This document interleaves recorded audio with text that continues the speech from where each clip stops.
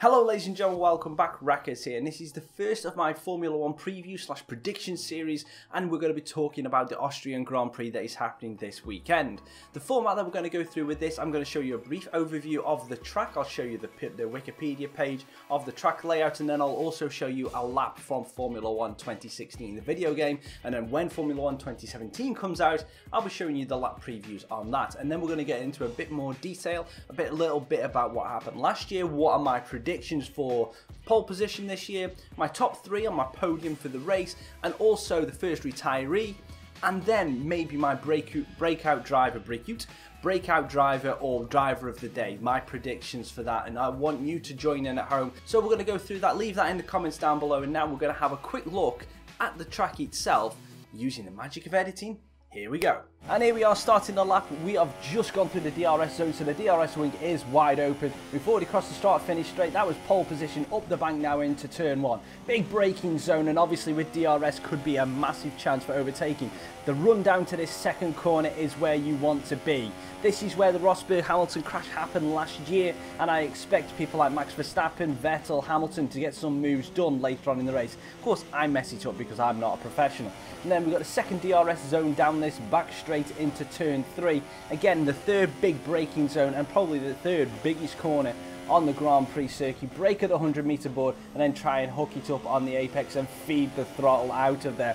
This middle section now is where I reckon the 2017 downforce is going to come into play, and whoever is the bravest through these last 2 sectors is going to get pole position, because these probably can be taken a lot quicker than what I've just done here.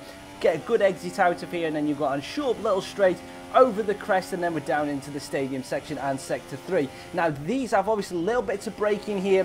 This is where track limits come into play in qualifying. Let's see how lenient Charlie Whiting is with that. DRS wing right open, and now we're onto the back straight again. Short lap, about 1:07 was the qualifying time last year, and now we're going to go back and have a look at my predictions. And as I said just then, obviously 1:07 was the pole position for last year in qualifying, and that was done by Lewis Hamilton. Obviously with the downforce regulations changing for this year in 2017, I expect a 2 to 3 seconds decrease in time. So you're probably going to be looking at qualifying the pole position at about 1:04, I reckon. High 1:04s, probably in the mid 1:04s. But obviously I haven't seen anything to do with practice yet, so I could be way off. We could be talking 1:03s, we could be talking 1:06s. I have not a clue until we see people go around that track. Obviously, my tip for pole position in qualifying is going to be Lewis Hamilton again. I just think with the bits that happened with Sebastian Vettel, Lewis Hamilton is going to have the bit between his teeth now. He has definitely got the focus, he's got the drive, he wants to be 4 times world champion, and he wants to do it this year. Obviously, for second place, I'm not putting this into predictions, but I reckon that you're going to see the 2 Ferraris and the 2 Mercedes take out the top 4. Then you're probably going to see the Force Indias and maybe the Red Bulls fighting it out for that 5th and 6th place. And looking at the race, it's a 71 lap Grand Prix with the ultra soft, super soft and soft tyres available for the team. Obviously, I think the team that can get the ultra soft tyres working for the longest period during the race, they will have the key to the strategy. I don't think we'll see the soft tyres using in the race, but then again, I've been wrong before and I probably will be again. And now for the predictions for the race. I'm going to talk about who do I think is going to be the first retiree. Now, with that, obviously, as you saw the bank going up to the first turn, I reckon there's going to be a little bit of action there. And we haven't had a massive first lap incident, I don't think, that so far this season. So I'm putting my money on there's going to be a big accident this year. And I reckon that it's either going to be Stoffel van Dorn or Daniel Kvyat who is going to be the first retiree for this. I'm going to now put my money on Kvyat. I reckon Daniel Kvyat will become a cropper at the first turn. And I'm actually going to, yeah, that's it. Daniel Kvyat will go out at the first turn of this Grand Prix. Let's see if that prediction's right. Obviously, leave a comment down below if you think that's going to be right. But also, I've just put it out there. Honda are running the Spec 3 engine for the McLarens this race.